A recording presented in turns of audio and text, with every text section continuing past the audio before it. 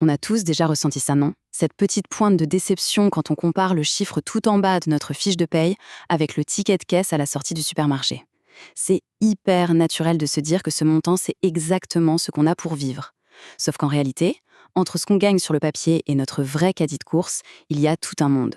Et c'est exactement ce qu'on va décortiquer aujourd'hui. Au menu d'aujourd'hui, on va avancer étape par étape. On commence par l'illusion du salaire, on enchaîne avec le fameux revenu disponible brut, on parlera ensuite du rythme de l'inflation, du vrai calcul de notre pouvoir d'achat et on finira sur le lien crucial entre l'épargne et notre niveau de vie.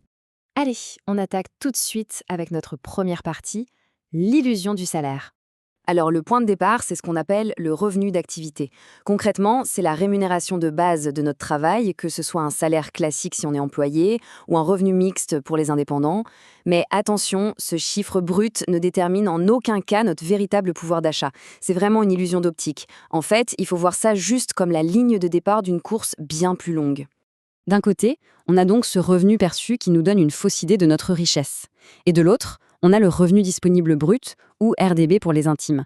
Et ça, c'est la seule vraie base pour évaluer ce qu'on peut consommer. On ne peut absolument pas se fier au simple salaire. Pour savoir ce qui reste vraiment dans le portefeuille à la fin du mois, il faut impérativement caractériser ce RDB dans les moindres détails. Ce qui nous amène à notre deuxième point.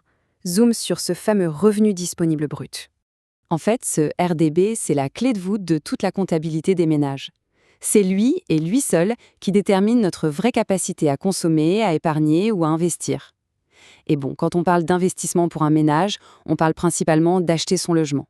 Une fois ce projet mis à part, c'est vraiment la consommation quotidienne qu'on cherche à mesurer. C'est ça qui définit notre confort matériel de tous les jours. La formule pour le calculer est super logique. D'abord, on prend nos revenus d'activité, on y ajoute les revenus du patrimoine et les aides sociales. Ça, c'est le côté sympa. Mais la réalité nous rattrape très vite parce qu'il faut tout de suite en soustraire les cotisations sociales et les impôts. Et là, forcément, ça ampute une bonne partie de la somme de départ.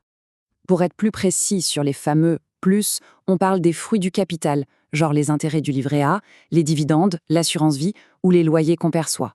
À ça, on ajoute la solidarité nationale, remboursement de santé, allocation familiale, aide au logement, etc.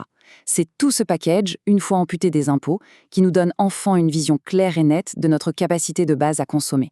Troisième étape, et non des moindres, le rythme de l'inflation, notre grand adversaire. C'est la règle du jeu, et elle est plutôt rude.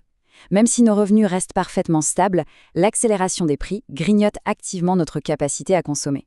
On a tous senti passer le choc entre 2022 et 2023 avec cette fameuse flambée des prix de 4,9%. Heureusement, en moyenne sur l'année 2024, ça s'est un peu calmé avec une hausse qui a ralenti autour de 2%. D'ailleurs, comment l'INSEE traque tout ça en coulisses? Avec une méthode toute bête, les indices de prix. Imaginez qu'on fixe une base 100 pour l'année 2025. Si cet indice passe à 102 l'année suivante, eh bien ça veut tout simplement dire que les prix ont augmenté de 2%. C'est littéralement le thermomètre de notre économie. Partie 4, le calcul du pouvoir d'achat. C'est là que le match commence vraiment. Pour obtenir la vraie vérité économique, les statisticiens utilisent une technique qu'on appelle la déflation. Déflater, c'est un peu comme dégonfler une montgolfière pour voir sa vraie taille. Mathématiquement, on prend notre fameux revenu disponible brut et on lui retire les effets de l'inflation. On efface l'augmentation artificielle liée à la hausse des prix pour voir exactement ce qu'on peut s'offrir en vrai. Et le résultat est flagrant. En 2024, sans l'inflation, notre pouvoir d'achat aurait fait un bond magnifique de 4,8%. Mais avec l'inflation, la vraie croissance n'a été que de 2,6%.